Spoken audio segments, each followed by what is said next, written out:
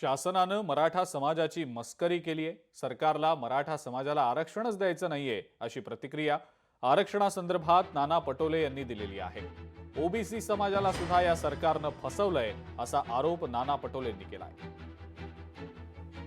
गरीब मराठा समाजाची फसगत केलेली आहे हे तर त्याच्यामध्ये आता स्पष्ट झालेलं आहे.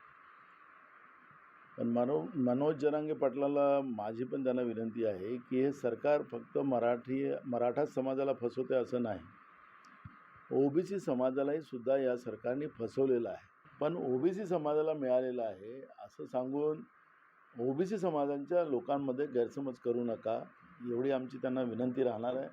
प्रत्येक स्तराच्या लोकांमध्ये या सरकारच्या विरोधात आक्रोश आहे आणि सरकारने ही भूमिका पुढं घेऊन जावी आणि लोकांना न्याय द्यावा, ही भूमिका आमची आहे. लोकशाही मराठी ऐका, पहा, जागरूक रहा.